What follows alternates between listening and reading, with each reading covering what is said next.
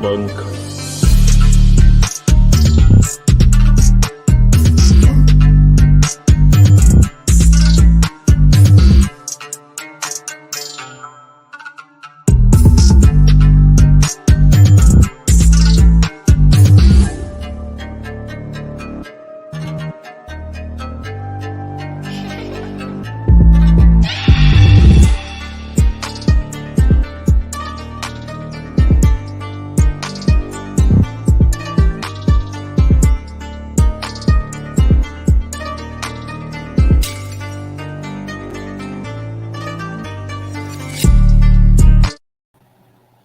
What is good? What is going on? And what is cracking? I am Philly Foothills, and I am back in another episode of East Meets West with two of the best. My guy here, AK Eagles, to my left of the Eagles Uncensored podcast, and Vic 3 down below me. What's going on? What's going on, everybody in the chat? How we doing tonight? Doing great, man. Doing great. You know, it's just another Wednesday sitting here talking about football, you know. Yes, sir. Vic, what's good? What's good? Yeah, man, like you already know, just went out, did the tree, got the family thing going on, and now we're about to kick it with my guys. Let's get it. Absolutely. We already got 5 people here. So salute to the 5. Nightings was here first, so big salute to Nightings. Glad to see you back in the chats and things like that. So happy holidays to everybody. Even this troller right here. Even this one. You know, Lex Luthor in the building. I keep it fuego, so happy holidays to everybody. You know, happy holidays definitely to everybody. You know, happy Hanukkah to my guy Vic. Definitely. I hope you're having a blessed Hanukkah. Yeah, man. Definitely. Everyone, Festivus for the rest of us. Oh my God, yo, you gotta send him the clip I sent you. You have to send him the clip. What, did you send it to me or send it to Foothills? Remember the one I sent you, the 15-16? The 15-16? No, you have to send that shit to him. Yo, what? Yeah, I will. Oh my God, dude. Tell me this is not Vic. Hands down. This bro literally is Vic. He has his fucking glasses. He lost his shit. He messaged me. He's like, bro, that is the funniest shit I've ever seen. I think I watched that like 6-7 times straight, right back to back. We got a bunch of people in the chat. We got Jay Bug. We got Papa Sora. We got Jay Milt. Thank BLSG. Thanks Wolf. We got the loyal ones in the building. So thank you guys for being here. Really appreciate it. Wolf, that was good, my guy. Are you? He's still probably double dipping. We know what that means. Hey, it's the holiday season. It's time to drop all that baggage off, my guy. You better save up. Right? Save up. Let's see here. Let me try to catch up to these where I was at in the comments here. Let's see. We are still the beast in the East. Fly Eagles fly. Absolutely, Jay Milt. Yes, He also said smash that like button. And if you're feeling generous, subscribe. Absolutely. And it's always free to subscribe, you know? Definitely. You guys make sure that you hit the whatever channel you're on right now. Go to the other two at some point. Hit that like button because it helps our content get pushed out there more and more and helps us grow, you know? It really does. Yes. So really appreciate it. Make sure you're subscribed to all of us. Definitely hit that, turn on that notification bell. That way you always get notified with all of our content. I am at 270 now. Appreciate the love and support. I've gained like 20 subs over the last 3 days. You know, keep it coming. I appreciate it. You know, I would love to be at 300 right around Christmas time. So we got a little bit of time yet. And, you know, I'd really like to achieve that goal. So definitely thank you for everyone who's helped out so far. Heck yeah, man. I just hit 75, you know, 25 away from my first 100. You know what I mean? I'm new. I'm so fresh. It's still coming up. So appreciate everyone that followed, man. And everyone that's in the chat. Like I said, thank you for coming through. Yes. Thank you. Absolutely. Like and subscribe, Food and Water the channel. Yes, Jay Mill. He knows how it's done. Yes, sir. Got another show starting Saturday with Vic. Hey, well, that's cool. Good. You guys gonna be a good pair. Yeah, man. Okay. The J Boog and Vic show, huh? J Boogie and Vic. Right? Is it called Vic's Boogie? Now we were just talking. Now we were just talking about it today. So I was just like, how the wife just got Saturday nights back, and I was like, she ain't letting it go. So I was like, it's gonna have to be something during the daytime. Absolutely. Sure. The Angel, we appreciate it. Nightings. Shout out to Key in the building. She put that together. So big shout out to Key. Yes. Yeah, most definitely. She's a goat. Sub her up, definitely. Gio, what's going on, my guy? Gio from the 215. Yo. Appreciate you checking in. He also said dope intro. Yeah, shout out to Key once again. Big shout out to Key. Really appreciate that, Key. Thank you for putting that together for us. What up? What up, Jinx? What up? What up? What's up, Jinx? Right? Doesn't it feel good now that we have our intro? You know what I mean? Before we had our little things, we did our little individual, but when we're a unit, man, we like Voltron. We out here attacking. Sir. Yep. Yo, and shout out to our other channel that we got going on right now too. The Wandering Minds on Monday night. I got Victory on there, my dude Foothills as well. We got some other content creators that are with us. Zion, who's very knowledgeable. We got Logan. Gio's even going to start being a part of that with us. But Monday nights are Conspiracy Monday nights. It's kind of our time to step back away from football a little bit and, just talk about stuff that is different. Because talking about the same thing over and over can get old after a while. So just gives us something, to relax our minds and just, talk some shit about conspiracy theories, how we believe, how we feel, and we notice that people are mature enough to have those conversations without being offended. So, we do them. And it was very successful, the very first one. Shout out to everyone who was involved. And, we'll keep doing them as long as people's into it. So thank you. Appreciate that. Most definitely. We got a big timer in the house. I think he's about to hit, I think he's less than 100 away from hitting 3K. 3K. Yes. So shout out to Joe Castro, Philly the podcast. Oh, another great Eagles content creator.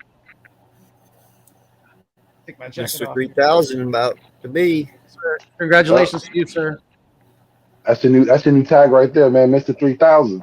Right? Absolutely. Thank you for checking in, Joe. We appreciate it. Hey, everyone, if you haven't already, man, go subscribe. Help my man get to 3,000. Rip that thing, J Boog. Rip it up. Uh-oh. That's not going to end well. Oh, it's time to end well. See, now we're gonna come face to face. Now you've come to that point where you're meeting the family. Like I said, for the story, it's funny, but in real life, it's a situation you're about to put yourself into if you can record it. Oh man, yeah, that's a tangled web, buddy. Just put it that way. That is a tangled web.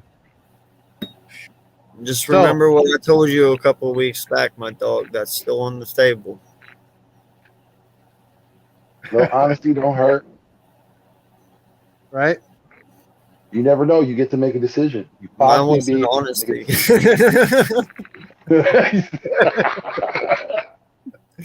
Oh, that's hilarious. Shit. Fake your death. Because one of them's going to kill you anyway. I just feel like, listen, I like both of you. I'm kidding. I know what you do. I was scared. I was nervous. And you might possibly get one that likes you and one that might hate you. But that one that hates you will be quiet at the Christmas party. But the one that likes you will still be all over you. And you win. Make sure there's no sharp objects around the entire night as well. And most importantly, make sure the parents don't know, because if they do, it's a wrap. You're not even getting invited. You're not coming inside. You might be left in their basement. And imagine if you were down alone. I wouldn't be surprised if the sisters already know, and they're just setting them up at this point. They're setting them up for something. They're gonna they're gonna watch out for the pie in the face, Jinx. Don't get too close to the pies. Yeah, Jinx, no lie, bro. Just change your social security number, change your name. It's time to disappear. What do they say? Get disappeared. Yeah. So, are we feeling? No doubt. Are we feeling the bye week already?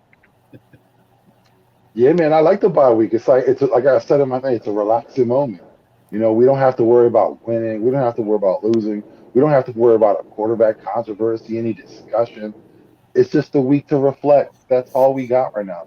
You know, we're gonna have this week to take off and get right back at it next week against Washington.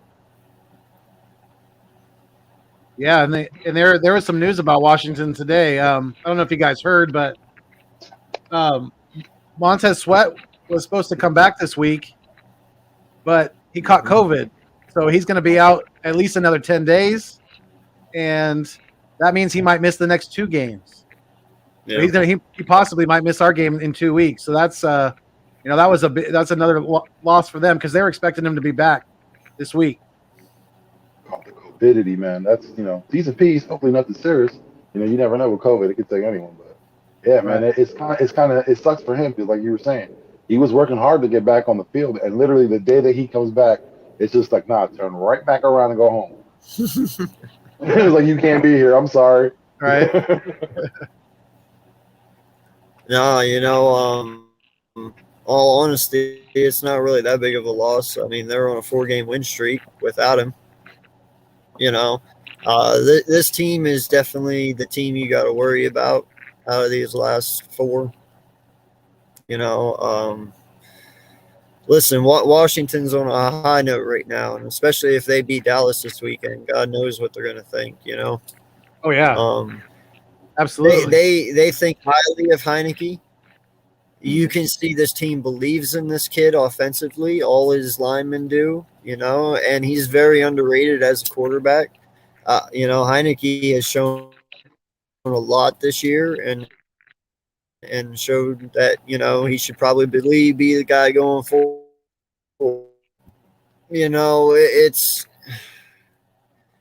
It is very hard to say that we can sweep them. I do not see that happening. I believe they do get one of them, because they are a tough team, man, with or without their stars. So now I will admit Thomas is a huge loss, that losing their tight end, but Heineke will probably figure it out, man. I mean, he's shown that.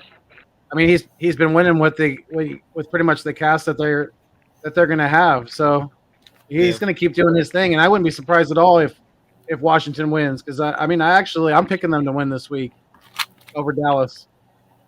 Well, if you look at that Washington team, aside of the poor performance their defense has had this whole year, look at their offense though. They have 2 good running backs in Gibson and McKissick. Gibson this whole season pretty much played with a fractured leg. And he still got. He still produced what he did. That's pretty admirable. He played most of the whole season with a fractured leg. I think he only had 1 week off, and then they went into their bye week. Then you look at their receiving core. Yeah, Gary Terry. He's on pace for a good season too. Heineke, he's been playing better than anyone would have expected. We seen last season when he went against Tampa in that playoff game. You saw a lot of moxie out of that kid. You saw a lot of potential. But no one ever thought going into the next season that he would have a chance or would even be playing. And here we are. Like he's proving himself, and giving the Redskins a little controversy. And should they be going for a quarterback in the draft next year? Because Ron Rivera, like you said, he likes Heineke. He likes what he sees out the kid. He likes how high his ceiling could potentially be. And when you look at Heineke, man, like he emulates his guy Brett Favre. He wears the number 4 for a reason. He got that moxie, man. You gotta like him. You got good attitude. And he got that team believing. That's all you really need. You know, when we went into our Super Bowl season, the only reason why we played so well in those playoffs is because we actually believed in Nick Foles. And that belief carried us through. And that you see, that's the same thing that's happening in Washington right now. 4-game win streak. You know, that's good on you. But, you know, now we're going to be facing him, and hopefully we can stop that win streak. I mean, for the Washington football team fans, they would love that he would have the, you know, the moxie of a Favre, but I definitely would think that they would be worried about, you know, if he's going to be that aggressive like Favre is about the turnovers. Because I heard a crazy stat earlier by Greeny on ESPN Radio. He was talking about Aaron Rodgers, you know, because they were actually talking about, you know, who is the greatest Green Bay Packer quarterback of all time, and it's obviously Aaron Rodgers, and Aaron Rodgers has now played a year more than Favre, and he has an astronomically. He's got. Aaron Rodgers has less than 100 interceptions, and Favre at that point has well over 200.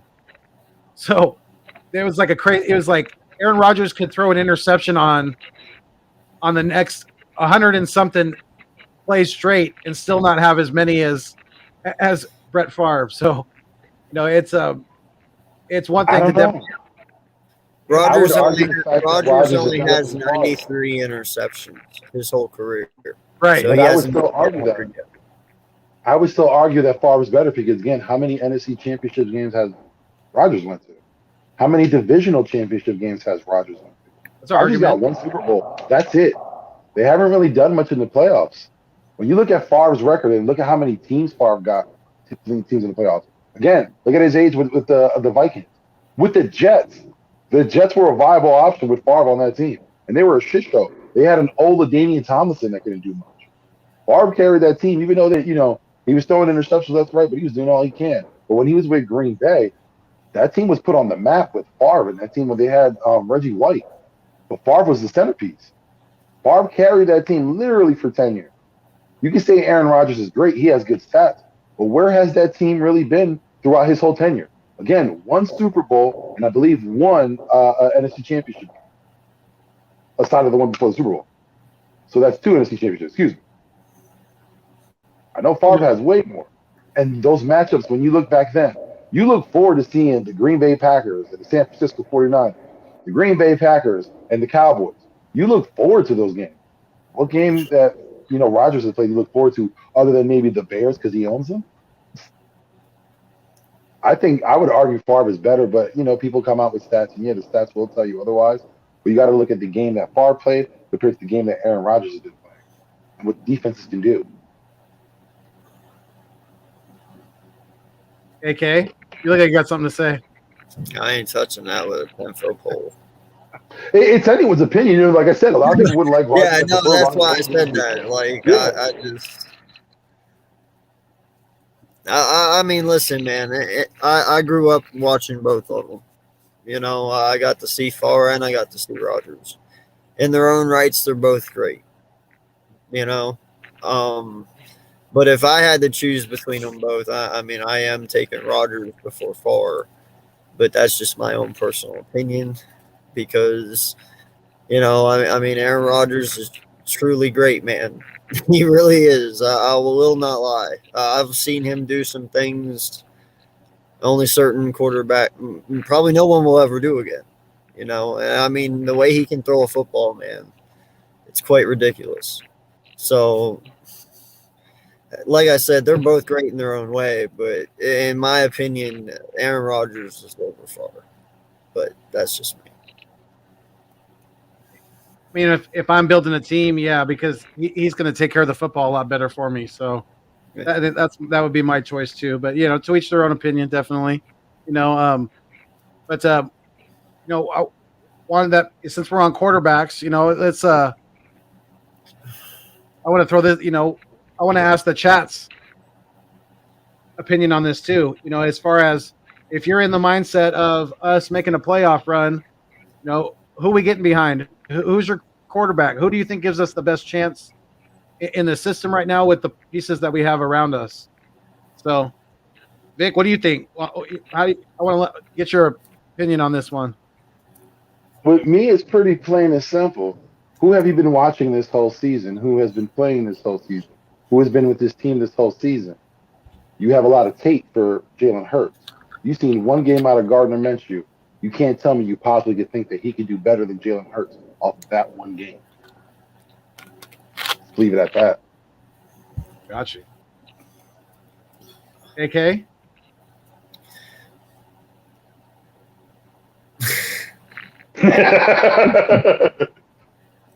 I am so with you, but for a different reason. Listen, in my opinion, you have to roll with Hurts at this point because this is his evaluation year. And you want to know if this kid is going to be a franchise quarterback or not. Well, now's your chance to know. He knows what these last 4 games mean. We know what these last 4 games mean. So he knows that he needs to win them. If he wins these games, he wins your heart. If he loses these games, he loses your heart and probably loses his job. So, on that note, you started it with him to evaluate him. It's only fair to let him finish what he started, see what he's got, and this is how you'll know right here and now what we have. That's why I started. I got you. Okay. Well, in my opinion, I think Jalen is going to learn. He's going to learn probably more. Possibly, not. I mean, this is my opinion, obviously, but I think he could definitely learn a lot from watching a veteran take command of this offense in Gardner Minshew, and really because I've seen. I mean, it was just one game, but I'm hearing, interviews from players like Miles Sanders, who are, really excited about Gardner Minshew. They're behind him, and he's the kind of quarterback that, he's gonna get the guys fired up. He's cracking jokes in the huddle, but he's also in command of the offense as well. So I think that for the if we really want to make a playoff push, I think Minshew fits Sirianni's system better than Hurts does right now. Now I have a question. If Yeah. you're saying Gardner Minshew would fit for Sirianni's system for right now, because that's exactly what it would be right now. So then you've given up on Hurts. Now you're going to have to go into this offseason looking for a quarterback in the draft. No, not necessarily. You're going to do what you've constantly been doing. You're going to go for the backup, hope that he works out, and not focus on the future. Well, just because, I don't think that Hurts not playing. We're moving our hope from one quarterback to the next. That's all we're doing. Closing the book on him in Philadelphia. I don't think that's necessarily true. But then Gardner Minshew wouldn't be the number one guy. Again, he would have to go through an evaluation process. So again, we're going to start all over again. Another season to give someone an evaluation. Another year. So again, we're at a point is if he's the guy or not. If he's not, we're moving on to someone new. Not to Gardner Minshew, not to another backup. Someone new. That would be the situation. Yeah, I think we've seen Hurts make rookie mistakes, and I don't think you're going to get those from Gardner Minshew. So if your goal is to make a playoff push this year, Sirianni's system needs a typical, a prototypical drop back passer, and that's what Minshew is. That Hurts isn't that. That's why they always have him in the shotgun. So, who did Howie go out to see? Who did Howie go out to see not that long ago? Who's been rising up the quarterback charts? Is it that kid from the one? Pitt. Kenny Pickett. And now Pittsburgh has their eyes locked on the kid. Pittsburgh right now is praying to God that somehow he falls to them. This early in the season, they know Roethlisberger's done. Their attention is focused on Pickett now. A lot of teams are noticing. It's going to be a race for Pickett. He's going to get some attention. It's going to get hot. I told you, we're in December now. Now things are going to start to heat up. Now quarterbacks' names that you didn't hear before are going to get mentioned. Now we're going to have a consensus number 1 and number 2 quarterback. All that starts in December. All that starts after the Heisman Trophy. Get ready for it. It's about to begin. Yeah, I mean, I mean, I am not at all saying that I'm trying to look for a quarterback in the offseason. I don't think that putting Hurts on the bench for a little while, having him learn under Minshew is I don't think that's necessarily closing the book for him in Philadelphia. I think he could still be our starting quarterback come next season. If that makes any sense at all. It does, but my thing is for that player and Jalen Hurts, you lost confidence in me when you benched me when you started Gardner Minshew. What need do again? We're talking about NFL players. We know how they act. What need do I need to be on this team? I want to be on a team that needs me. I want to be on a team that's going to believe me. You don't. You're saying I still need time. I don't believe that. I want a team that believes that I can start. I mean, if Minshew were to come out, if Minshew were to start against Washington and win, would your guys' tune change a little bit? Nope. Because again, like I said, the definition of madness is continue to do something and expecting it to change. We're going to do the same thing again. We're going to go to the backup, hope he's the future, give him a season, give him an elevation. And then if he's not, what are we stuck with? Whoever's our backup, right? Then we're going to do that again. It's a vicious cycle that we're running here. We got to break it somehow. That's the thing. Minshew plays like he's not the backup, though. He plays like he's the fucking guy. So did Nick Foles at one time. That's interesting that you say that name. Again, but that's the thing with Philadelphia. We love the backup. Philadelphia fans love the backup. He's the number one guy. Number one guy on the team is the Philadelphia backup. How could you not love that energy? That guy he's electric. He's electric. He's a freaking wrestler in football pads. But they call him Uncle Rico. Right? I love it. AK, come on, let's hear something. Listen, man, I get where you're coming from. Okay. I even said it in Vic's thing after the game, his post game show. If you maybe Minshew is the guy to win like right now because he is the vet. Like you have to realize he does have 30 games, I guess, under his belt, something like that. So he has had way more time. So I understand that, but that's what I was saying though. You might as well finish out Jalen's year. I mean, like I said, this is it. His evaluation comes down to these 4 games. That's how you're going to know what direction this organization goes to at the end of the year. If he wins out and we make the playoffs, or even if he goes 3-1 and we make the playoffs, more than likely he's here next year. But if he goes what if Hurts goes out and lays a stinker like he did against the Giants? That's what I was going to say here, and maybe you might even see this though.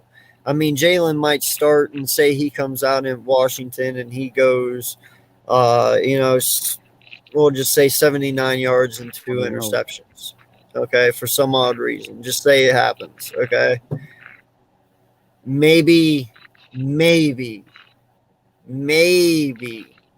you might see that swap just to see. But that's a hard maybe. I don't know, man. I don't know what it would take for them to do that. I'm just being realistic, though, man. Like, you got to let them finish. That's just all I'm saying is you got to let them, because then you're going to just ask yourself, well, what if? You never know by that point then. So if he tanks, then you start talking about your Kenny Pickett or your Russell Wilson or your whoever, But if he does good, who knows what direction we go. So that's where I leave it. Got you. I mean, it's a tough call because if you're looking to, and I agree with you. It's not me saying that I think Hurts is not the guy and he can't be the guy. I just think that he's just not ready to be the guy right now. So that's our that's our opinions on that, definitely. But as far as the bye week couldn't have come at a better time. Obviously, I mean we're a little dinged up with our running backs. Howard's still nursing the knee. Miles Sanders, re-injured the ankle at the end of that game on Sunday, and Kels. Thank God Kels is not too bad. That's the heart and soul of our offensive line. So he goes down for any time, then that's definitely going to cause a huge problem, I think, because you've seen Herbig try to be a center, and it's not been working too well. So I don't know if I think they signed Luke Juriga to the practice squad. So I don't know, maybe that they might bring him up to the active roster at some point. Well, they signed LaRaven Clark too. Remember? Yeah, big guy gets signed finally. Yeah. Very cool. So I mean, what was I going to ask you guys? The team has definitely looked good at times this year, and they've looked bad at times this year. So, as far as your evaluation of this team, Vic, right now, what are your thoughts? Heading down the stretch run of the season. Well, I would have really loved if we would have won that Giants game, because it would have put us in a better position, the position where I thought we would be with at least one win, another win against the Jets. They're riding high, and they're going into the bye week, going into it with rest now, coming against a 5-game stretch, which are all division opponents. I was hoping that we can just run the gamut, take down Dallas in the last game, and that would be our key to getting into the playoffs, because we're still in the hunt. I mean, even though we had some ups and downs, we're still in the hunt. Looking right at my wife, as I state, we're still in the hunt. Cowboys, we know how it works out. Once it gets to December, they start to falter, which they are. You know what I mean? But as for the Eagles, I think going into this bye week, they're still going to use that as rest, and going into this next 5 games, it's going to be tough for them. They're going to have to win, especially against the Redskins. That right now is a tough team. Dallas is a far thought. I don't want to go that far. And I don't want to overlook, anyone else, but right now we got to focus on the Redskins, because they are a tough team. They're riding high. If we could take a team like that down, that would only help us out in our confidence going forward. So, the bye week, like you said, it came at a great time. Absolutely. What's going on, Prime Time? Thank you for checking in. Mitch Kofsky, how you doing, sir? You're not making the playoffs. I don't trust it. Mr. Negative. Right? Welcome in, Mr. Negative, Mitch Kofsky. I think Ben Simmons soured him so much. For real. Yeah, you're probably right about that, actually.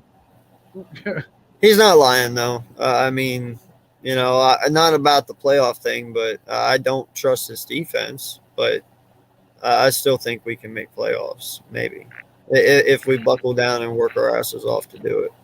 I still can't believe we still don't have that queued up. Get the Jim Moore playoffs. Oh, yeah. Hold on. Oh, what's that? Playoffs? Don't talk about playoffs. You kidding me? Playoffs? I just hope we can win a game. Exactly. You gotta love old Jim Mora. All right. Mr. Negative Mitch Kofsky. Come on, man. It's all love, bro. Where's his clip? I'm betting. Fuego, cue up the Mitch Kofsky clip.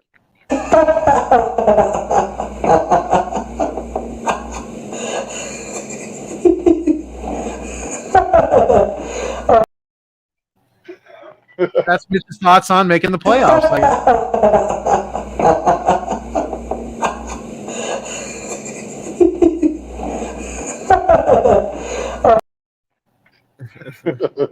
That's the face you make when someone asks if you're okay with the in-laws coming over for the night. Just crying inside. Right. It's almost Joker-esque, that laugh. It's pretty good. I thought that too. Right?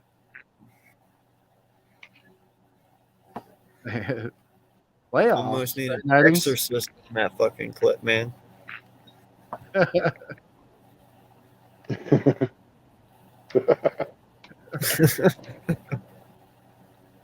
The demon was coming out of that boy. There's a little pain in that laughter. Right. But I mean, we're definitely. I mean, I think we are a team that our division does not want to play right now because we're running the hell out of the ball. You know, we're running the ball at. I don't even know what we're averaging this year, but I know it's well over 150 yards a game. I know that for a fact. We're still ranked, what, second? We're number one. We're number one right now? I thought yeah, I mean, we're definitely, our offensive line is doing a great job at run blocking. The running backs, you know, Miles Sanders had a pretty decent game this past Sunday, so that was good to see. You know, he's been struggling, and I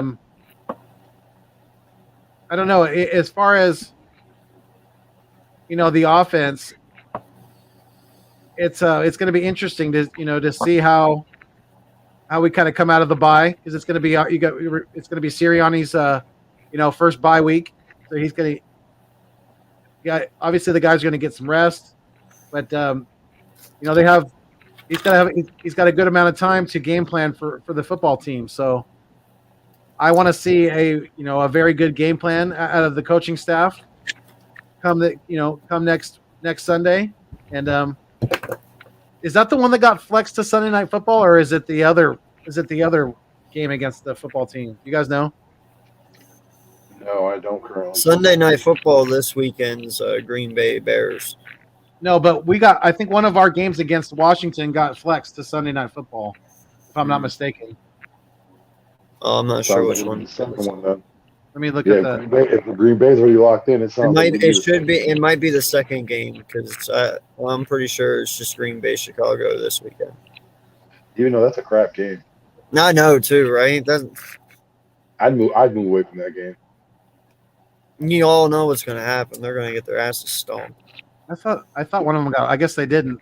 I thought one of them got flexed into the Sunday night. I guess not. They're both showing at their early game. We haven't proved ourselves enough for a flex. I guess not. But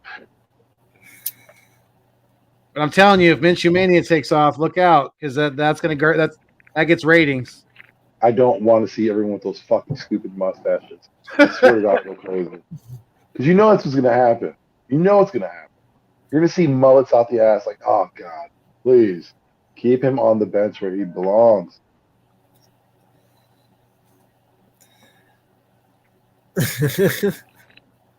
It's good to be king. Yeah, king of Russian right now we are. Hell yeah. I remember that last year was flexed to Sunday Night Football. Yeah, I thought I heard that like a couple weeks ago though. Yeah, but they usually announce something like that like on a Monday or Tuesday before the game. Yeah. Yeah. Yeah, because they have like so long to advise. Sometimes they do it a few weeks early. It depends on how they, how schedules are playing out and teams are winning and things like that, or losing. What were you trying to say, AK? I was going to say, well, unfortunately, this QB thing is going to be talked about until the end of the season, whether we like it or not. I'm happy that it hasn't been so blown over proportion, but it's been a decent, I've seen some stories here and there, but it hasn't been anything over the top. Yeah. I think that's because of how contained Hurts is. You know, I have a question though. I No have just point. a theory, just a thought. If we move, say, if that was to be the case, that Jalen Hurts has a horrible performance, you start Gardner Minshew, and then next season we are talking about looking at another quarterback, whether it's a veteran or whatever, it's someone from the draft, whatever the case may be. And there's reports out there now that Seattle's a rebuilding team, and Pete Carroll has already made it clear, crystal clear, he's not trying to be a part of a rebuilding team. He's going to leave Seattle at the end of the season. That whole history is done with that. Looks like Russell might be on his way out too. Now Russell, I really don't care for, but if we're going to move on for a quarterback, you got to look at this whole season as a whole. If you're giving everyone an evaluation, Nick Sirianni didn't look so great either. Would you be interested if we're already on that mode of training, moving on from this quarterback? Would you be okay with possibly moving on from the coach as well, especially when you have an option like Carroll available? I don't think that's going to happen anyway. If you look back in our history, we've never just been a one and done person. Everyone's had 2 to 3 years. I don't think that they're just going to just throw away everything like instantly. That's not like Jeffrey, So I think we're pretty much going to have to deal with everyone a second year for the most part. I mean, maybe JG will go. I won't lie. I would like to see that happen. But I still have doubt. Yeah, I still have doubt on that, though, because, I mean, if JG or if Nick really, truly does believe in him, who knows? He might vouch for him again and put his job on the line for it. I don't know. Well, I meant more for you, not more of actually what will happen. Would you make that move? If you were given the opportunity to do it, would you make that move?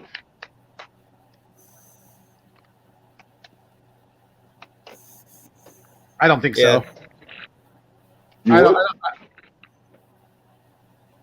You said if Sean Payton or somebody like that's on the market? Yeah, like whoever it would be. Like I'm just saying, just to move on from the coach, if someone like that would be on, like I said, Carroll, the Payton's on the market, would you make that move? Would you make the move? I'm just saying for you, not to say what would actually happen. For you, if you were GM, would you make that move to move on from the coach as well? Sean Payton, yes. You told, yeah. I'm moving on for that. I mean, it's listen. Nick has shown me some progress, but don't get me wrong here. I mean, if you're talking about the category of Sean Payton over Nick Sirianni, well, I'm taking Sean Payton any day of the week. I mean, he's proven. Yeah, he might be in a rough stretch right now, but maybe just a change of scenery is all that man needs, I don't know, but yeah, I mean, his accolades speak for themselves, so of course I'm going to take that.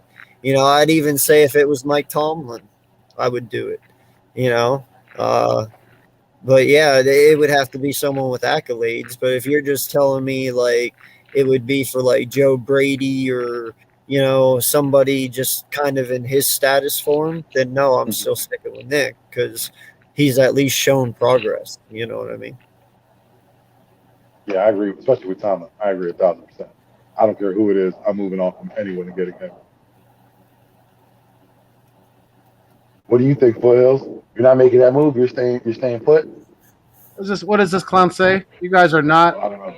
You are clowns, Papa, and backyards hurts is not the answer. Oh yeah, that's that hater. He's talking to the backyard. Well, shout out to you because I always see you in the chat, so I appreciate you, fan. Even though you got some off the stat comments. Hey man, I appreciate you. We ain't gonna shut you down. Thank you for tuning in. Your viewership counts. Right. If you could, by the way, subscribe, share. Don't be greedy. Help out, my guy. You can do it in a hateful way. It's okay. I'm okay with it. Hey, no opinion stupid. You're right. You're right to your own opinion.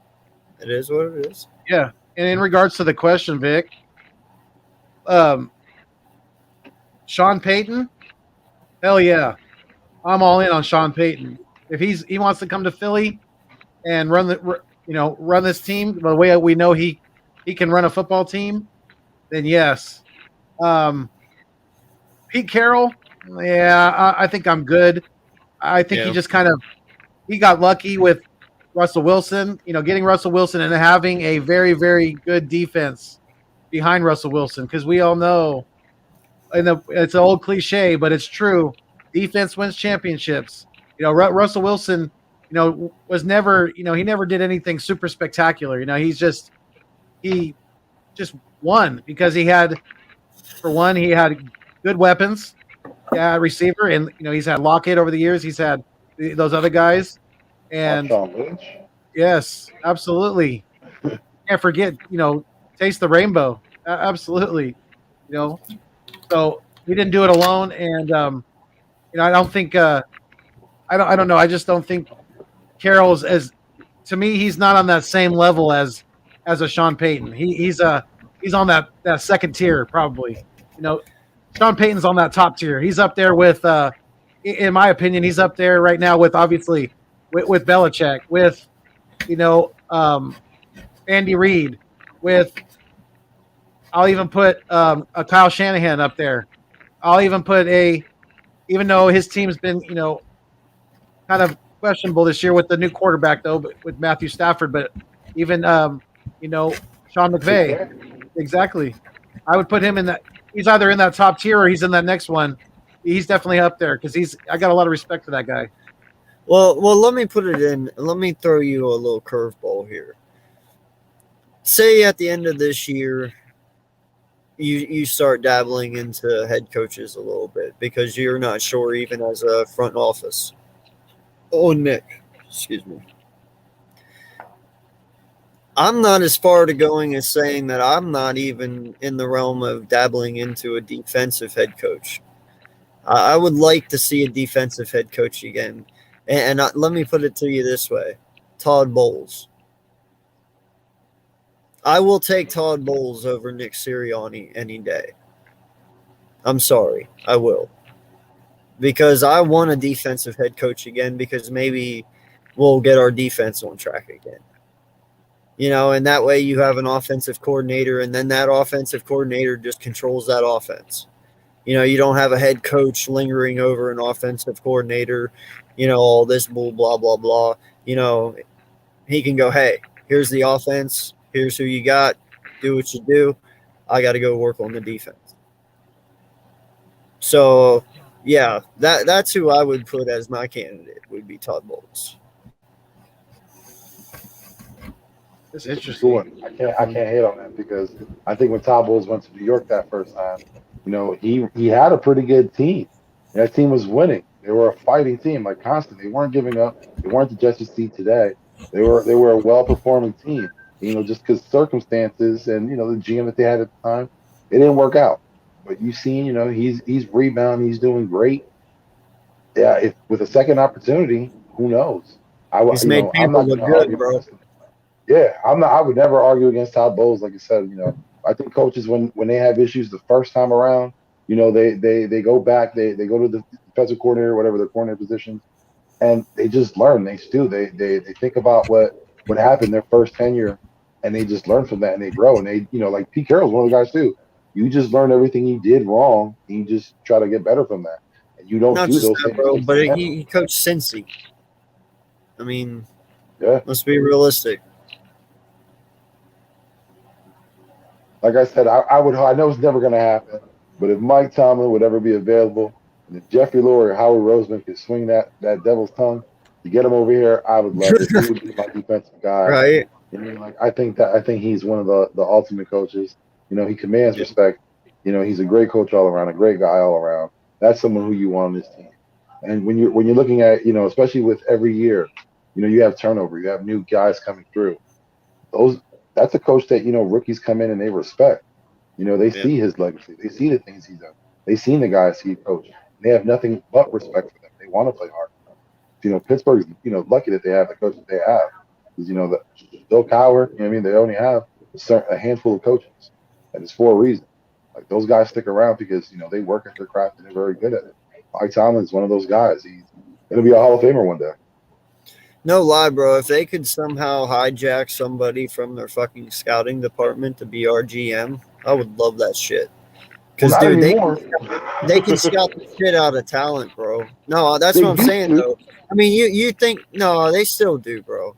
I mean, you think about the Steelers, man. They always can draft defense. Always. You look back, their defense has always been Pittsburgh.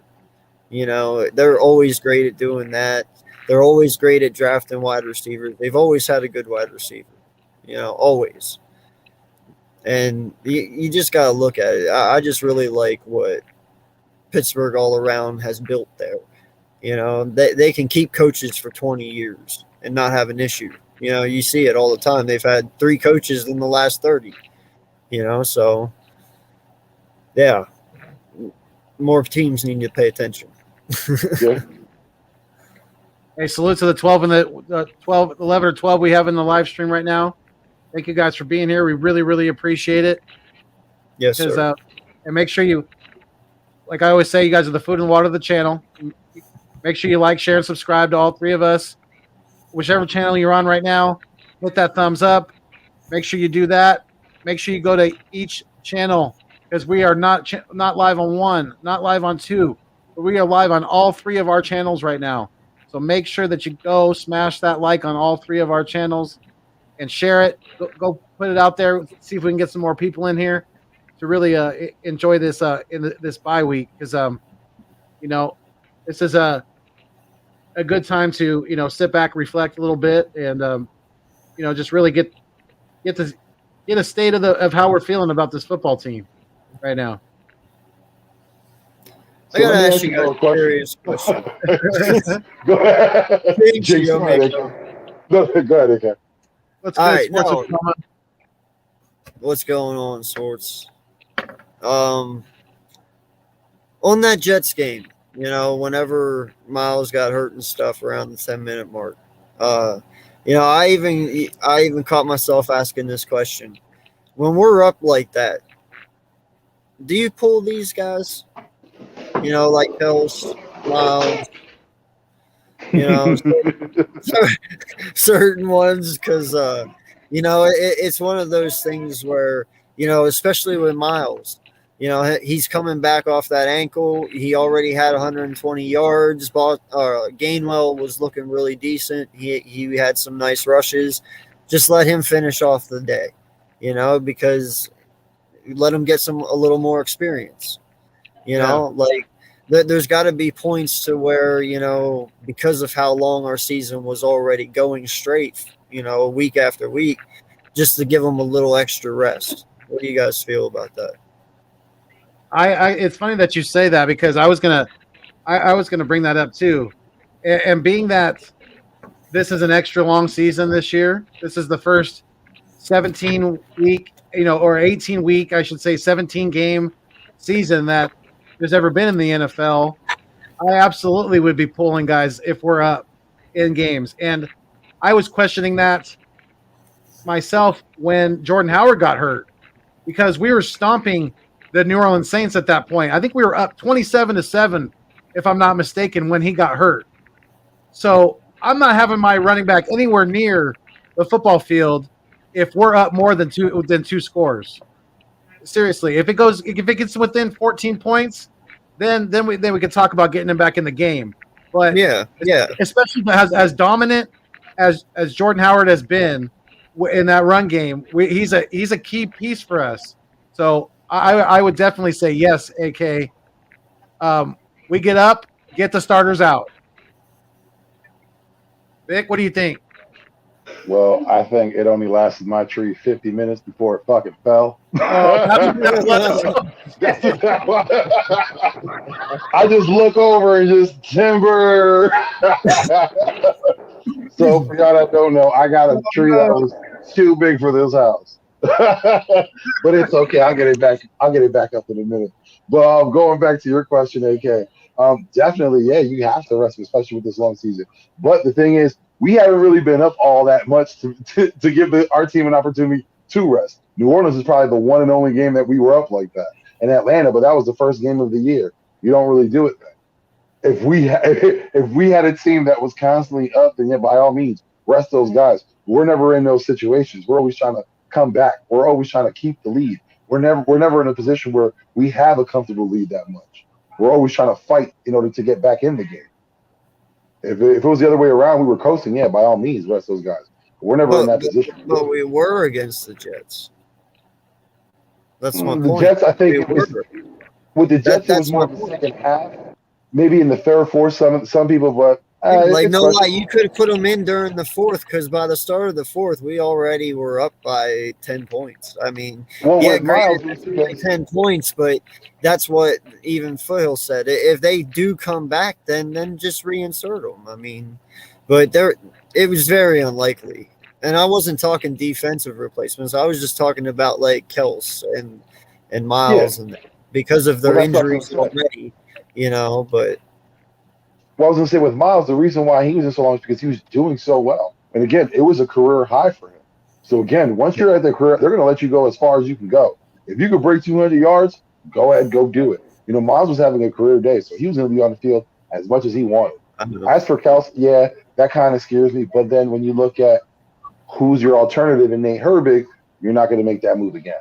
Because again, then you would be in that situation where the team could come back. Then you got to put Kelsey out there. Now you're really going to risk him an injury because now you're fighting to come back or stay in the lead. So I would just say if we're not in a position, like you said, 2 touchdowns, my thing is if we're up 3 and we're in the fourth quarter, rest those guys. If we're still in the third, you're going to play. The only time you're getting a rest is in the fourth. You're never going to get rested any time before.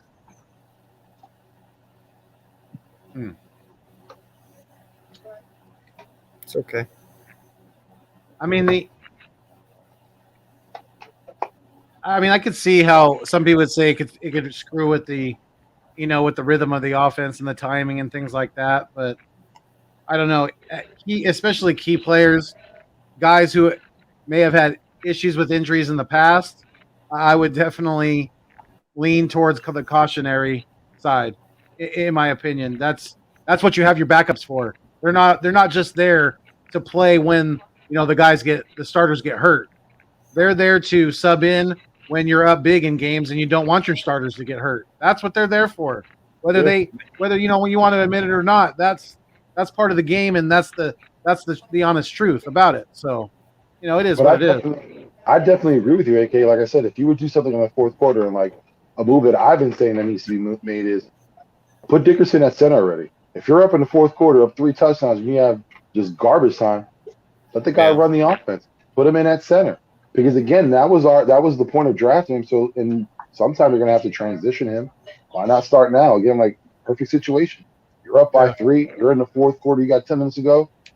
Get in at center. I want to see what you can do. Lead me another drive. Let's go up by 4. Let's go up by 4 scores. Let's see what you can do. Let me see how you call your protection. Let me see what you can do. Yeah, I like this comment by Sports with Commas said the Jets scored touchdowns on their first 3 drives. So I want to hear your guys' opinion and everybody in the chat as well. Shout out to the 6 right now, the 7 that is in the live stream. We appreciate you. Thank you so much. Let us know in the chat what you guys think too. Are we concerned about the defense right now, being that the New York stinking ass Jets did score on the very first scored touchdowns on their first 3 drives. Yes, our defense did adjust in the second half, but I want to get your guys' thoughts on that. AK, I want to hear from you first, buddy. I wouldn't say as far as saying I'm worried about our players as much as I am about how fast JG can make an adjustment on defense. Because, you saw after they scored 18 points, that's the last they really scored. He adjusted, locked them down in the second half, and, it looked completely different. But it really takes him a long time to assess shit and to come up with a plan on how to correct it and to be effective. So, that's the one worry I have with it. It's not as much our players as it is him. And that comes from lack of experience. But still, to be a defensive coach, that's what you're paid to do, and to do it quickly. And we just haven't seen that from him. It's either his plans work really well from beginning to end, or they're just not there, period, half the time. So. Yeah. Vic, what do you think? I'm definitely concerned about our defense. Especially when you were talking about Jonathan Gannon, this whole season, would you say our team in the beginning of any game seemed prepared? Have they been, doing what they needed to do. You know, there's been spurts, like you said before, where Gannon kind of figures it out in the second half. It's a little later. But again, by then, you know, again, we're always fighting to come back. We shouldn't be in these positions every time. You know, if you have a whole week to game plan, it shouldn't take you to the third quarter to figure things out. Yeah. I don't know that many defensive coordinators that do that. That's something to be seriously concerned about. Because imagine in a serious game right now, we need one game to win. We're going against Dallas. They're whooping our ass like they did before, coming off the gate. Three scores up. Gannon might hold things down a little bit, but then lose it. We need him to be on his game. We need him to come in from the first quarter and be prepared, not the third, not the second. From the first quarter, from the time the whistle blows and that ball's kicked off, our defense is prepared. Our players, though, we do have to be concerned because, again, we have to talk about that linebacking core. Alex Singleton is out there just lost, literally lost, looking around on the field like he don't know what's going on. There's so much to be concerned about this defense. And the fact that the defensive line's play has pretty much declined. Javon Hargraves hasn't been heard of. Josh Sweat's still doing his thing out there, but that's pretty much it. Fletcher Cox has a burst here and there. He might have a pressure. I think he had maybe 1.5 sacks in the past 4 games, maybe 5 games. Again, our defensive line's play has declined. Cornerback play too, Steven Nelson. How horrible has he been as of late? So there's a lot to be concerned about in this defensive between the players and the coach. I'm more concerned about the coach, but I will say there are things to be concerned when you look at the players too. Yeah. Well, and that's why I said, man, earlier about Todd Bowles, because you know what? If you look at that, it takes Todd Bowles maybe 1-2 drives max. Not a lot of times does it take 2 drives, but 1 drive. If he has something wrong, that second drive, he don't make that same mistake. You know, that's the big difference. It only takes him that quick of time to make an adjustment to where it takes ours a long time. And that's the difference that wins games. Yeah. And Jinx Wolf said, you know, I think he's talking about the defense looking prepared. He said besides Detroit, Atlanta, and Denver, well, that's what, 3 games out of 13 so far? So that's not a very good percentage at all. And obviously, Gannon's, you know, he's definitely very wet behind the ears as far as a defensive coordinator, and he has a lot to learn. And if he's smart, he'll be able to try to tweak his system here and there and be able to grow as a coach and adapt. If he's not, if he's a stubborn jackass, then he's going to have a short shelf life as a defensive coordinator, and I'm sure that's not where, you know, he wants to go.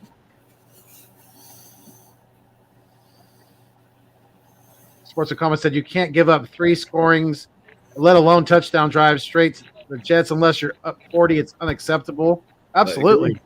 I agree. Yeah, and we're lucky that's such a huge deficit. Who's to guarantee a team can come back from that? Right. When you're already in the first quarter, you're down by 3. Your defense can't put you in a hole that big. Well, we special teams too, right out the gate. I mean, let the guy almost run the freaking. And shout out to Marcus Epps, by the way, to really, you know, to not let him get by him when he's got his back to him like that. That's probably one of the hardest things to do in football, because I used to play special teams in high school, and I've gotten similar situations like that. But you know, when you get turned around like that, man, good luck. And you know, that was a very good job of him, even though they did end up scoring the touchdown. But you know, just shout out to him for making that tackle, because that's a difficult one to make right there. Yo, no lie, man. I want to point this out. And I want to point this out. He's balling. Okay. You got 3 interceptions. No. I just need to make this point, and I want to make it clear. I'm sorry, but I'm sitting Steven Nelson from here on out. I'm going with either Zach McPherson or Gowan there for now. I truly do not like this guy. I am so upset that I have to sit here and admit that I wanted him here. I mean, he is so underachieved for what I thought he could do for us. And yeah, man, it's time we need to just get one of these young guns in there. Someone, Vincent Jr., one of these two guys you picked up, or McPherson, someone. Because in my eyes, man, you can't do much worse. Yeah. Man, I think it's time we see what we traded Zach Ertz for. It's time to take Godwin up. Let the guy go out there. Hell yeah. It's about that time. Yeah, he needs to stop being a healthy scratch or whatever they've been calling him. I think his neck is good to go. I've been messaging him a little bit on Twitter and things like that. So he sounds like his rehab is doing good, and I would love to see him get his opportunity to get out there on the field, because I think we all know what he has in his bag of tricks, and his bag is one that we're gonna enjoy as a fan base. I have a good feeling about that, because this kid puts in that hard work, and he's got the athleticism to back it up. So, yo, no lie, Jinx Moore was out there making Nelson look stupid on Sunday. I mean, straight up stupid. He had him turned around so many times. Oh my God, I don't even want to talk about it.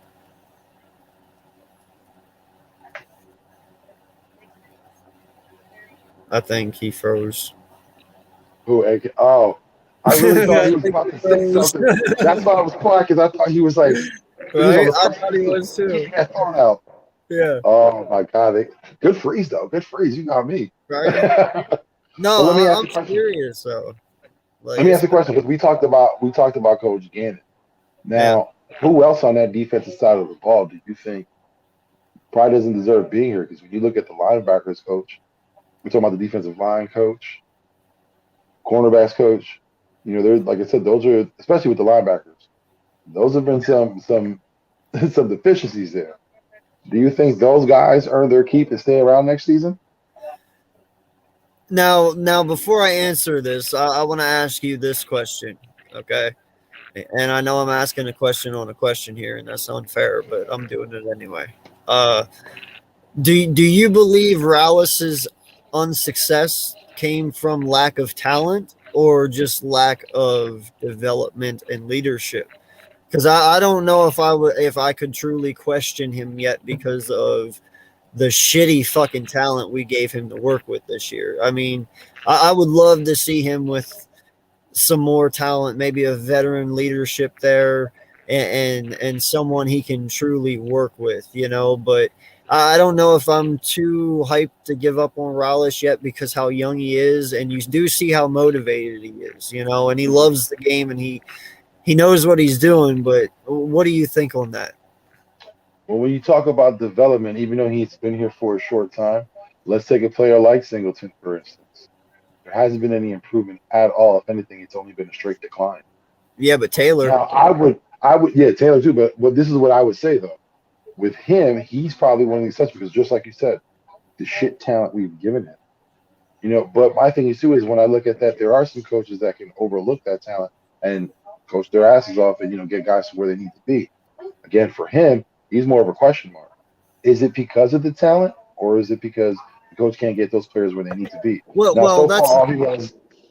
Go ahead. TJ Edwards and Davion Taylor have actually had their upcomings under him. I was literally about to mention TJ Edwards. So I can't say that. Now, the Singleton thing I can give you, but I mean, Singleton on his own right, he hasn't. He's been a tackling machine, but he also does not. He gets bulldozed a lot. He does. He gets when we had what we thought was a pretty finished product in Eric Wilson, and he's not even here anymore. You know what I mean? Like, again, I wouldn't. I'm not going to try to scrutinize him so hard, because yes, he's the talent that he has. What he's working for. He's not. But like, when I'm looking at these cornerbacks, I'm looking at, is it really just all Nelson? But then when you look at the safety play, it kind of makes you think too, like, there's a lot going on, because these are guys that, even though they're under Gannon and we focus on Gannon a lot, there's a lot of guys that, should be getting these guys ready. Rocker, what happened to our defensive line? Yeah. Why has it been on a decline for so long? I'm depressed about that. No, I agree. Why is it that? And I understand it's hard to try to focus on one player, but let's focus on Derek Barnett. Why is it that he constantly makes these costly mistakes? Yeah. Why hasn't that coach got in his face? You know what I mean? Like, that's what I'm saying. Like, and that's the guy to do it. That's the guy that's going to chew you out on a Tuesday. He's the guy that you're going to review tape with. Where are we at? Again, I don't want to put too much pressure on them because, yeah, it is their first year. Yeah, it is, it could be the talent too. But I haven't seen any improvement so far. Well, it's not Rocker's first year, though, so he don't have an excuse. I mean, Rocker is 60 years old. He's been doing this. I just mean it's his first year. But I mean it's his first year with the defense and everything. Like, everything's new. Everyone's first year. Everything's new for everyone. Yeah. But, I mean, teaching a line is teaching a line. True. You know what I'm saying? So, if he sits there and he really truly preaches fundamentals, and then you have Derek Barnett doing this stupid shit, you'd think he'd go off and you think he'd stop, but he doesn't. So I do question him, because it's like, bro, you're 60, you've been around, you've coached some really good defensive linemen in college and in the NFL. Like, it's kind of unacceptable. If he was Rallis's age at 27, I could give you that. Be like, all right, he's kind of new. He's 27. He's still wet behind the ears. But Rocker is not that. That's why I'm a little more lenient on Rallis, because he is wet behind the ears, and it's not like he has a God squad to work with his very first time. Mm-hmm. But he has made improvements with TJ Edwards and Taylor, and I think he can actually do even more with Sean Bradley and stuff, but we got to wait and see, but he definitely needs a lot more to work with there. Now, if you were to grade this defensive staff so far this year, what would you give them?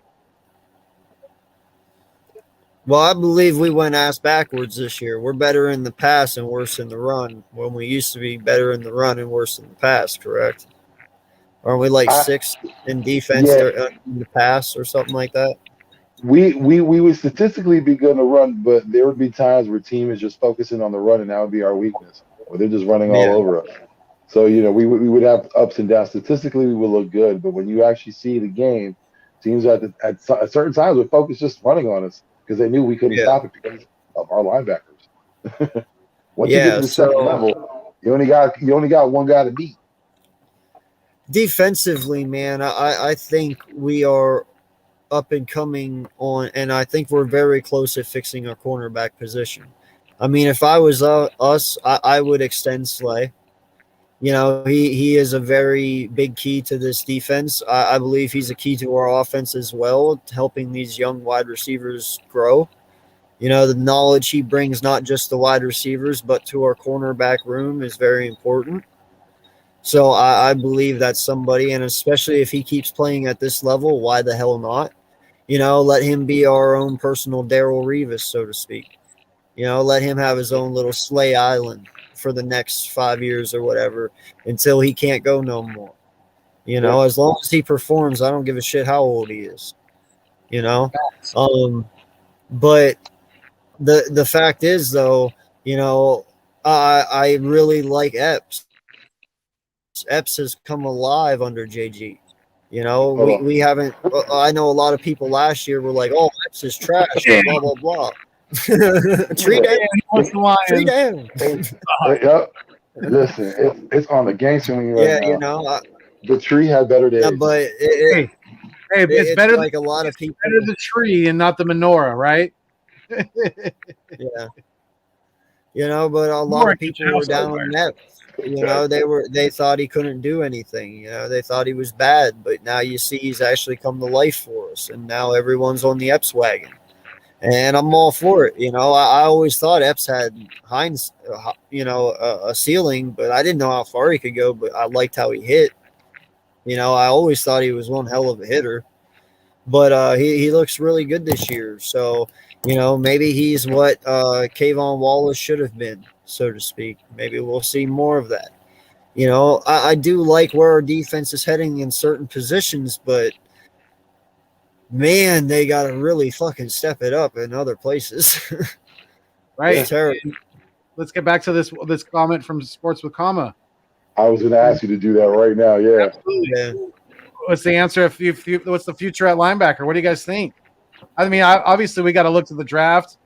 maybe sign a veteran in the offseason. Well, I mean, there's some paths we can definitely take. It's something like the way you look at the linebacker position is the way you look at sales. You got to hit linebacker. You got to hit them hard. You got to go to the draft. You have to make smart moves in free agency. Not just go for the best linebacker, whoever's going to get top money. Go for someone that fits this system, that is for this system. That's what you need to do. You need to make linebacker a priority. That's how you fix that. That's how you fix linebacker. You actually make it a priority and focus on it and put some money behind it. Then we can get better at it. But until they make it a priority, we're going to be running this ring. We're going to be in that cycle constantly, time and time again.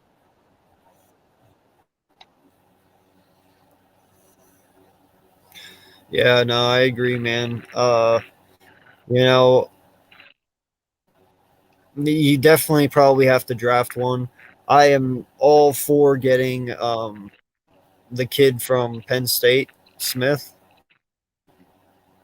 Like this kid is going to be a monster, and I'm just not being biased here. He's really, really good, and you could possibly get him, with your second or even third pick in this draft. So that's how I would go.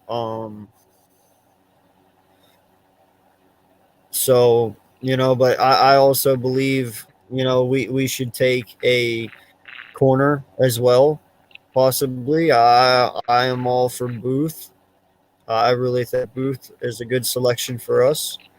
And then I don't know about Kyle Hamilton, man. That might be a reach for us at our position. I really do want him, but I know, but I don't know if we're going to be able to get him unless we move up. But do it.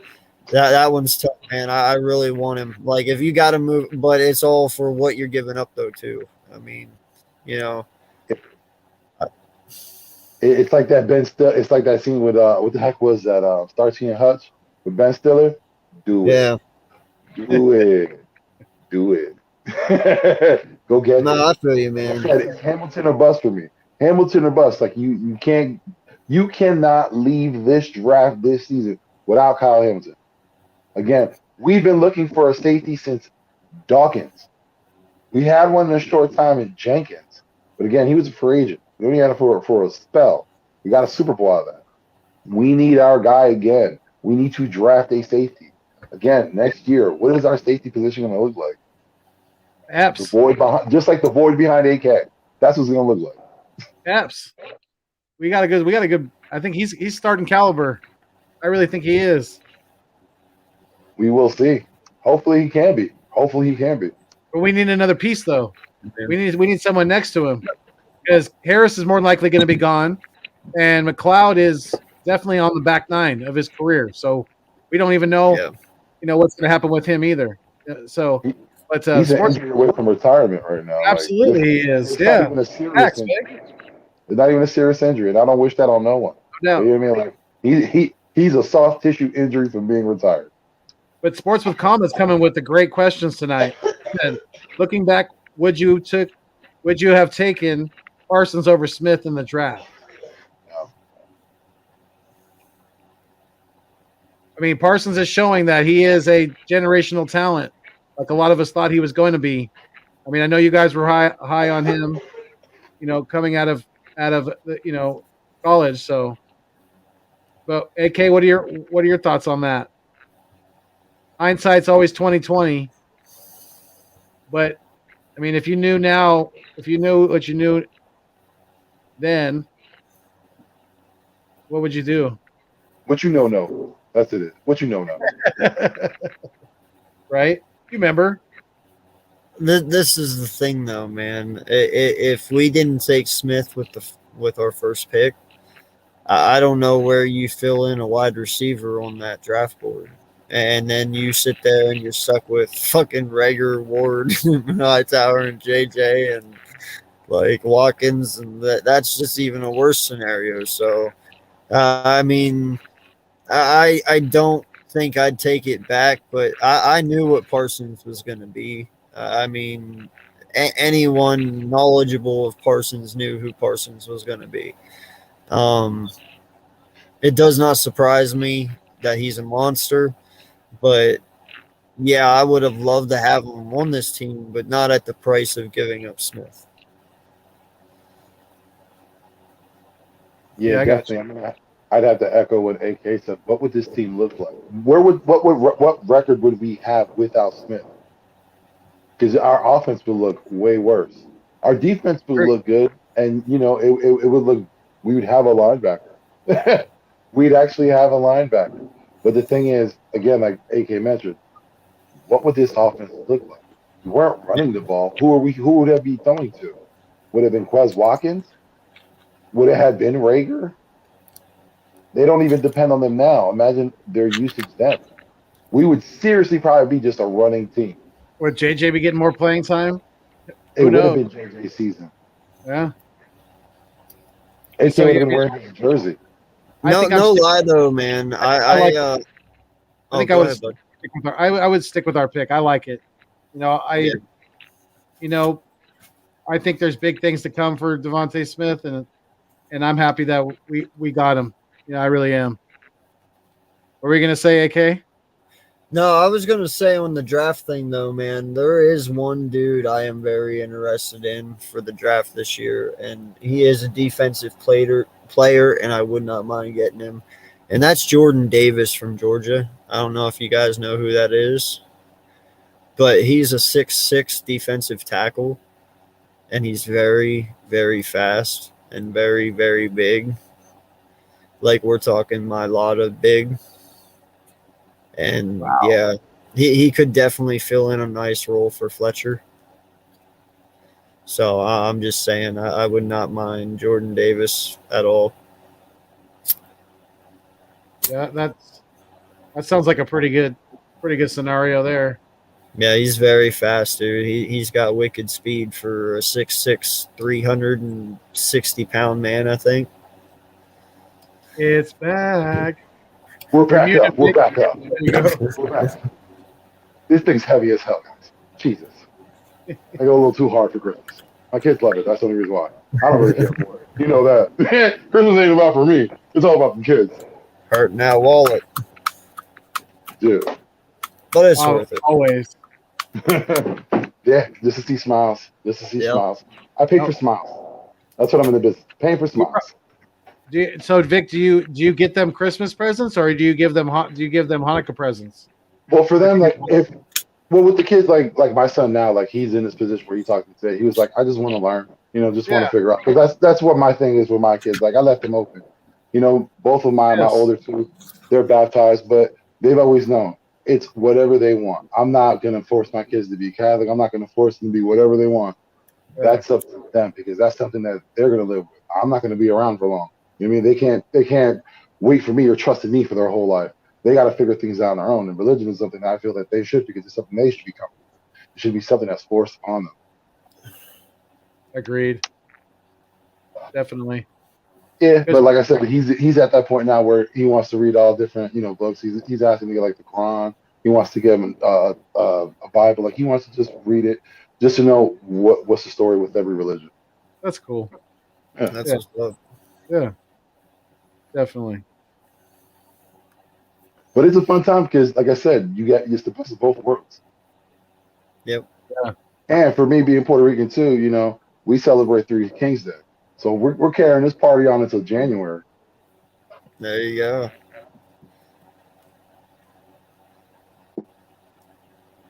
What about y'all? What y'all got planned up? Are the trees up? The lights up? Kids happy? Trees up, lights are up, everything. Yep. Menorah's lit. Yep. Absolutely. It's wild, man. Like I told my kid, I was like, this is probably the earliest I've ever gotten a tree. And there were a lot of places that were sold out. Yeah. I feel like it's ridiculous. Yeah. Did you? Yeah. You said you went and cut your own down? Yeah. Because it was close to I found one that was seriously like less than a mile away from my house, and I never knew. So I was like, I might as well give him a shot. I took my son up there. I had him do it. I'm too old for that stuff. I don't need to cut it no more. He's 17. He's young and spry. Get down there and cut it off. Little bit. Yeah, man. Hey, listen, man. Like that's my pride. My kids are my pride, and now like this is his senior year. Like for me, this is all new. Like I'm at that. Like I can't believe like he might be leaving. I don't want him to leave. But you're old enough. Get the fuck out. Like you go through all those emotions. But I mean, it's fun as a father because for me now, like I'm gonna help him out. Like something my dad never did. Like no one ever helped me out and gave me some hints on what it is to be an adult. No one ever took that time with me to do that. You know, I damn sure gonna make do that for all my kids. Yep. That's awesome. You know, and that's what makes you you. You know, that's a part of being a very good dad. You know, it's very awesome to hear. Love it. And I wanted to get your guys' opinion on, you know, there's been a lot of whispers and talks about Jason Kelsey possibly retiring at the end of this year. So do you guys think, you know, what they told that this game is taking on his body, even though he is still playing at a pretty high level? You know, do you think this is his farewell tour? You know, these last, what do we got? 4 games left? Yeah, we got 4 games left. And, you know, it could be the close of a very, very special career for a very unique individual, to say the least. So what do you guys think about Kels? I'll say this. Growing up as a kid, I've always heard people talk about Concrete Charlie. Now he was one of the greatest Eagles ever. Now it was great to see him play and the tenacity he played. Man, he broke Frank Gifford's sternum during a championship game, and it was like what, the last play of the game? You like if you ever see that picture of Charlie looking down, you know how iconic that is? Now that's something that we missed out on, but we all got to see Jason like his whole career. We got to see it all. Like we were able to see a Hall of Famer from start to beginning. Like he is our greatest Eagle center. Could possibly one the greatest Eagle ever. Let's talk about it. You know, we always say Dawkins gets that role. But when you look at Jason Kelsey, the things that he's done, come on, man. That parade, dressing up in the Mummers gear, the way he's talking to the fans. Because when you talk to him, it's like he's one of us. He's a fan himself. He wants his team to do good. He thinks about this team like a fan does. You know, he's our guy. And for him to retire for me on my end, you know, I would wish him the best of luck, you know, because I know you can't play this game forever. Father Time is undefeated. Look at LeBron James. He's fighting as hard. He about to get knocked the hell out by Father Time soon. His hairline can't keep it up either. But for Jason Kelsey, man, like I said, he's had a great career. You know, he got us to Super Bowl. He's been to the promised land. He's done everything and anything a football player could do on the field. If he wants to retire, my God, congratulations to you. That's all I got to say. You know, man, I have watched Kels his whole career, just like my boy Vic, from start to end. And you know what? Jason Kelsey is Philadelphia, hands down. All right. He is what it truly means to be a Philadelphia Eagle, hands down. And in my opinion, nobody will ever fill the shoes of this man once he's gone. All right. He has truly been the solid point of this offensive line from the moment he got here. You know, he really has. And he's never looked back and he's never questioned anything. He's only done everything that was asked of him, and he gave it his all. And that is why we love him. You know, he's played injured, he's played battered, he's played bloody, he's played bruised. But you know what? He's always fucking been there, man. Always. Every day. Yeah, he's a true Iron Man. He really is. You know, and listen, I know he said last year, like, he'll go until his body tells him to. Well, take my advice, bro, and just go. Your body's telling you to. Listen, I don't want to see the best Eagle in history not be able to walk when he's old. No lie. Like, you've done enough for us. You've given everything you've got. Just, hey, if we make it this year, bro, go out on a high note. Don't be like, oh, there's so much forward more to look to, you know. I'll try one more. No, just do yourself a favor and go out as number one. That's literally all I ask. Yeah. And he really is a warrior of a competitor. He's played hurt. He's played through a lot of injuries. He's played through sickness. I mean, he'd have to be handcuffed to a hospital bed. Yeah. I mean, to not play football for this team, and that's what you call, dedication. That's what you call putting your heart and soul into your craft, into your profession. And he has, not only been an absolute stellar performer out there as the anchor of our offensive line, but I think you guys are right. He is, in our generation, I think he's the best offensive lineman that we've had, and that's saying something because we've had Trey Thomas, we've had John Runyon, Jason Peters, Lane Johnson. So we've had a lot of good offensive linemen, throughout the year is in our lifetimes. I'm sorry, bro, but he might go down to the best. Absolutely. I would never argue that he is not. Yeah. I mean, he was part of the. I mean, he brought home something that no other offensive lineman could, and that's that's like the hardware. When he retires, you're gonna have a picture of him in his jersey playing, but you will also see him at that parade in front of that podium with that Mummers outfit. Like, you don't understand how much that meant for him just to go out there, because that shows you he's Philly. I mean, you can't get more Philly than a Mummers. No lie, bro. We need to start a petition the day after that he retires. We demand them to put that moment. That jersey and him in the Ring of Honor. No. That moment of him in that Mummer suit, that needs to be a statue out front of Philly. Oh, that would be awesome. Him in a Mummer suit outside of Philly. Now, you want to talk about a statue that represents Philly. You want to talk about a statue that represents us. That's a fucking statue. And he deserves one. And True. If you've ever been to the link, you know how they have those big, huge pictures. They used to have one of the cars. That's it. Kelsey, put them up. Yeah. Put them up.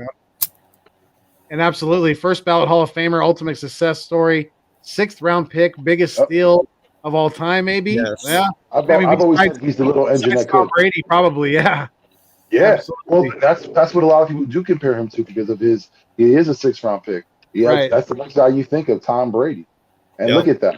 Our center, we're talking about our center, is being compared to the greatest quarterback of all time just because of their careers and where they were at. Yeah.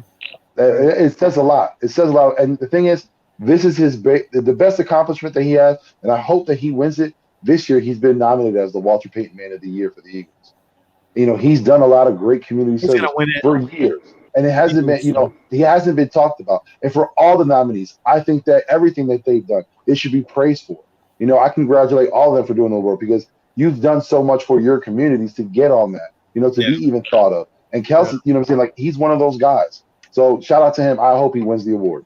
I do too, man. Seriously. He's going to, because especially there's a good chance that he's going to retire.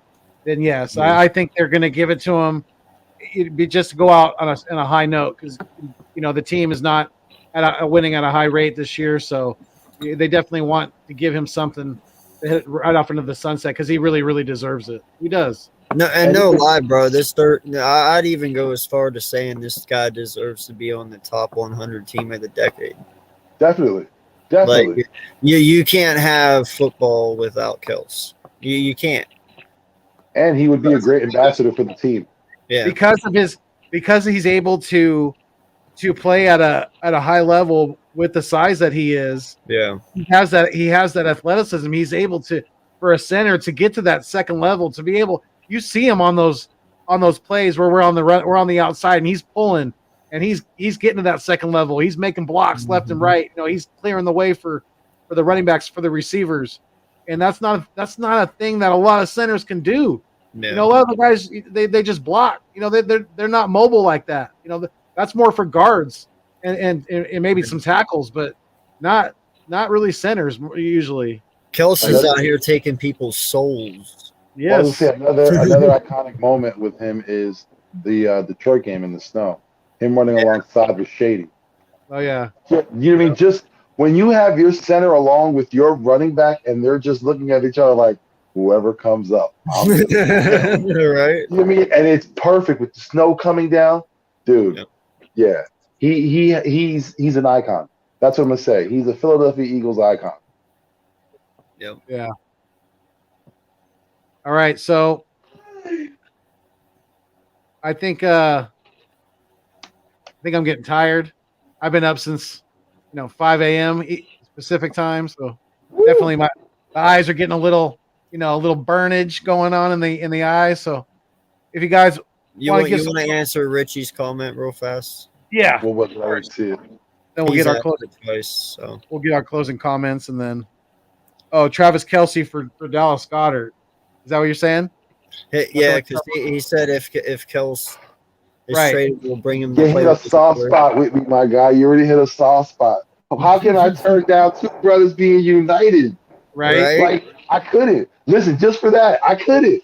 You tell me if Gronk was on our team, I'll take one of his corny ass brothers. I'll take him. Record that moment when they see each other. Put that bitch up on TikTok. It's cherishing. It's awesome. Listen, I would do it. I would do it in a heartbeat. Yeah. Would you, AK? For one season, yeah, why not? You know how many fucking tickets will sell just because of those two alone? Yeah. But here's how emotional both of them would be. And imagine if we would win with them. How great that would be. For two brothers, I think the McCourty brothers were the last ones to do it. Yeah. But imagine if they could. That'd be amazing. See, that's why I thought JJ would have went to the Pittsburgh Steelers, bro, because I thought they would try and do it, but they didn't. And that surprised me. Yeah. But anyway, I would do it. I mean, I think that's a pretty good swap at tight end. I mean, they would. I don't know if the Eagles would, if they could restructure Travis's contract, because I know he's making a lot of money. So that would definitely. There's no slight on Goddard neither. Listen, we're talking about the city of brotherly love. All right, we gotta bring families together. we're just talking hypothetically. Exactly. It would be awesome to see. It would never happen. Bottom line, right? Yeah. It would be a great story, though. Brotherly love, brothers. Yeah. At one time, I honestly thought we were going to trade Jason over to Kansas City. I would have fucking been furious. Yeah. Because there was a time, I think it was like 2016, when everyone was a little upset with his play. And I remember the little rumblings on how people were saying they should trade him. I know they're hating himself now, but it was talk back then. No. I guess Detroit's got brothers on the D line. Oh, really? That's yeah. Awesome. I didn't know that.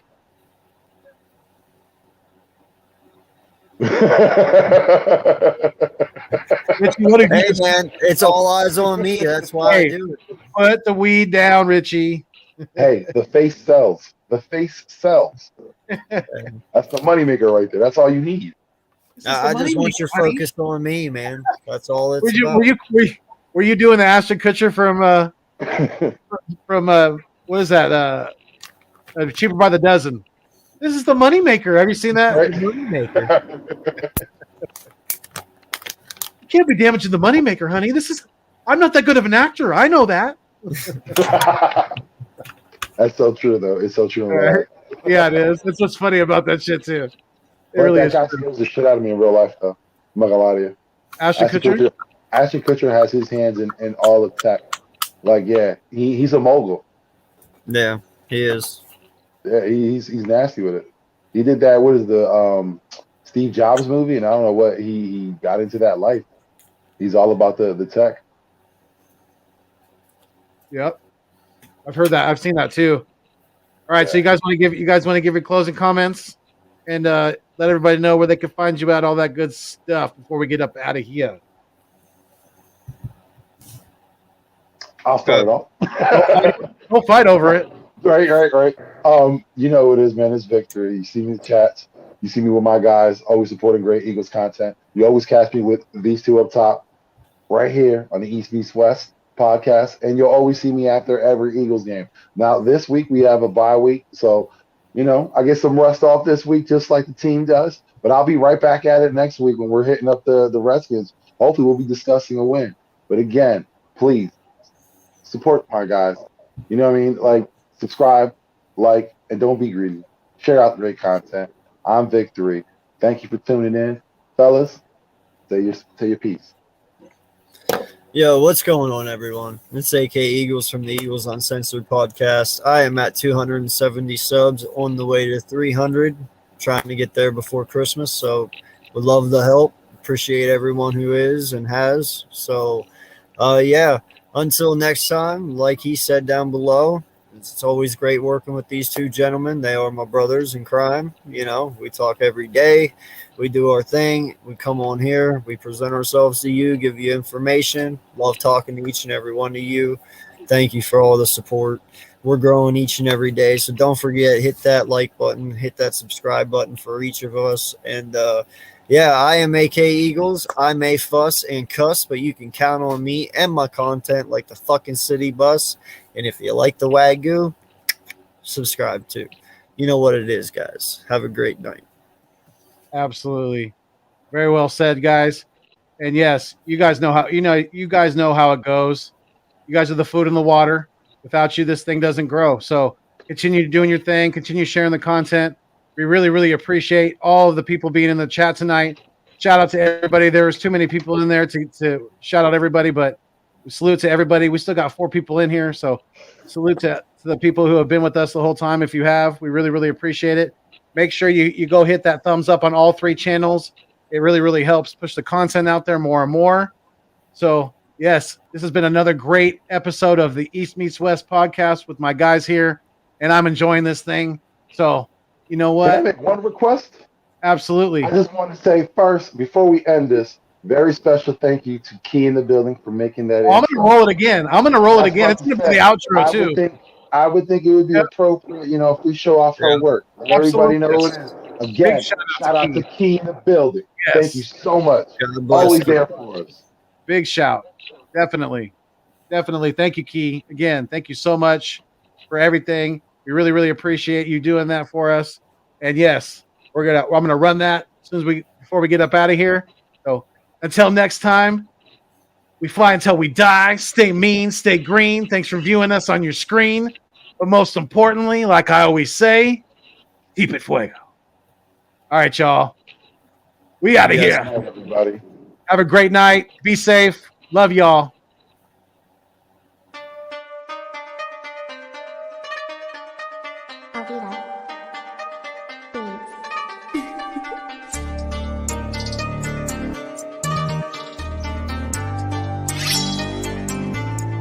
Monk.